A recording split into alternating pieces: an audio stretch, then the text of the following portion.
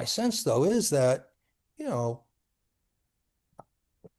a lot of people, I don't know what percent of people, live lives where they don't grapple with this very much, where they're enough deeply enough deeply enough enmeshed in their worldviews and life projects to give them self-esteem that maybe they don't think about death very often.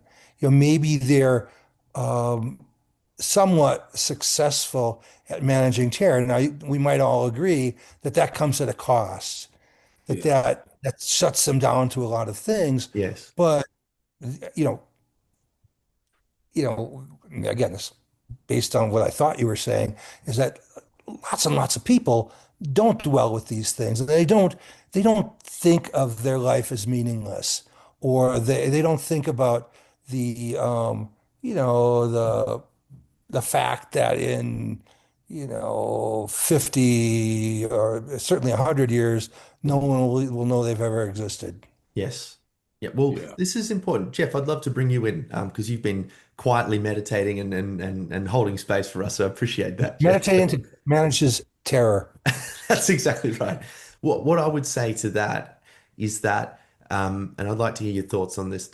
To manage terror, you have to a priori be conscious of the thing you're managing. So you can't be tranquilized and manage at the same time. You have to be aware of the thing. You have to come into a conscious relationship with the terror of death. Do you disagree? I don't think that's what our theory says. Our theory Okay. says you get embedded. We got what, 1.6 billion to 2 billion Muslims who have a very clear ideology of death transcendence, right? Okay. If Yep. they're good Muslims, Allah will take care of them. They'll have a heaven. Uh, there's tons of Christians who believe in that as well. And if they're thoroughly embedded in that, that's how they're managing the terror. There are costs to manage the terror in those ways. But our view of managing terror is that, not the Heidegger thing that Sheldon's trying to get at of this real death acceptance that takes real confrontation with these existential issues might be a better way to manage it, but we wouldn't call the conventional methods not managing. It's managing the terror and helping people get through their lives with their existential anxieties largely under control, except at maybe particular moments in their lives that are difficult. They experience failure, experience loss, imminent threat of death, etc. So, I guess my question back to Sheldon would be, and I've read people talk about Heidegger. I haven't read Heidegger. I did take 7 years though to read The Magic Mountain, so I understand difficult things to get through. And The Magic Mountain actually covers almost everything we've said is virtually covered in The Magic Mountain. But in any Yeah. event, because he anticipated meaninglessness, the spread of meaninglessness Hmm. that is plaguing certainly Western culture, if not other cultures. But to me, if you take most people and get them to really understand obliteration and that it can happen at any moment, what's more comforting than buying into somebody who's going to protect you or some ideology that's going to protect you, right? Because, Totally. well, these nasty immigrants, they could kill us, uh, or the opposite, right? Or these Trump's people are going to come into your house and kill you. So you buy an extreme version of one or the other, which to me helps explain a lot of the polarization. That you got these two camps. I think they're both insane and they're both extreme. Hmm. But it's better than the alternative, which is just everything's fucked and you're just going to die. Is to think, no, I'm going to be protected and I'm going to be fine as long as I follow this or follow that. And if all else fails, you just blame the Jews, and they're the problem. And if we I, just get I'm, rid of them, I, and Well, both sides, right better now, better maybe for oneself, but not for the the Jews, right? Or the Yeah. Muslims or the left or right wingers, Right. But if you're right? not one of Better, those and you not just better for listen to people what, who are not different than yourself. absolutely. But if you just listen to what Sheldon had said earlier, I'm sitting in my chair. I'm scared to shit right now because of what Sheldon said. Something else. But I just want to. I just want it not happening to me. I mean, come on. I think the basic narcissism that, of course, Freud talked about. I think it's hard to deny that there's some of that probably in every human. I mean, Becker argued that it's built into our limbic system, basically. Mm. That we're creatures, we're animals, so survival is a big part of what we want to do. And so, throwing the Jews or the immigrants or the Muslim or some other group under the bus, if that's gonna keep me from being obliterated a little longer, why wouldn't that be appealing to most people? This So, Sheldon, this what would Heidegger say to that? I mean, I don't. I'm trying to figure out why Heidegger thinks like this, delving into this, so that there you are, obliteration in a moment, utter meaninglessness. What does that liberate you to do, and how does that eliminate your anxieties or your angst? Or if it doesn't, yes, you could live with it and try to be, philosophical about it. But I think for most people, it's more comforting to then grab onto some ideology that's going to solve that problem for you, which of course is what terror management theory would say.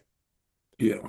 Right? Well, that's what Becker says. Remember in the chapter about Kierkegaard, back to Tom number one, uh, you said tranquilize, and that was Kierkegaard's phrase. That's Yeah. my favorite, tranquilized by the trivial. Mm. But then when Heidegger writes about that at the end of Being and Time, he says there's two kinds of tranquilizers. There's the sedatives, those are the average people sitting in front of their phones in a disassociated stupor waiting for Amazon Prime.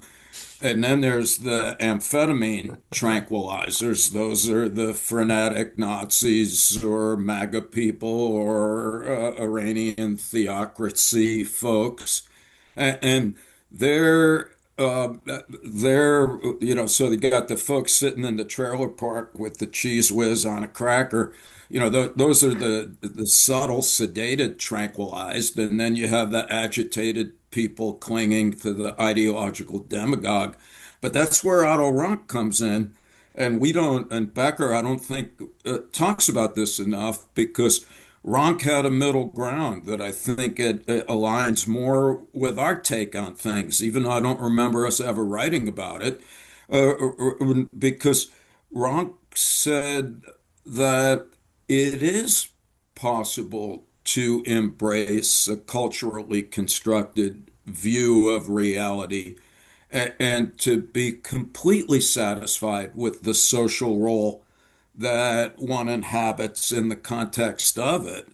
And just as we're sitting here, I think that it does raise an interesting question because I think Jeff's on the right track when you're saying, Jeff, that if one could get to the point where we could step back and reflect on the reality of the human condition, including our own, um, that's even Heidegger said that momentarily puts you right on the existential abyss. Mm. And I don't know if how one uh, could productively proceed thereafter in the absence of some kind of cultural construction that gives us something to believe in and a set of values to adhere to. I think you're quite right that I don't think there's any such thing as as Kierkegaard suggests, where you just go to the school of anxiety and momentarily dispose of your identity and reject your Yeah. symbolic Yeah. surroundings. Um, that's that's only a momentary state Yeah. that to be resuscitated from that.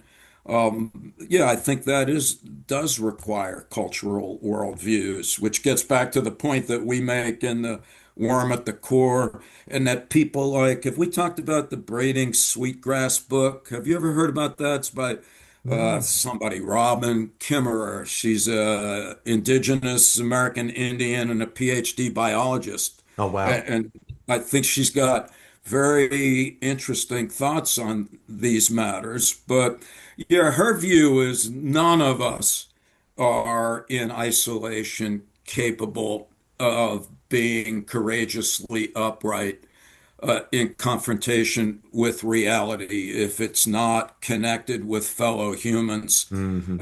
embedded in some kind of cultural construction that renders us capable of accepting the world around us by, in a sense, having colored glasses that enable us to see it in certain ways.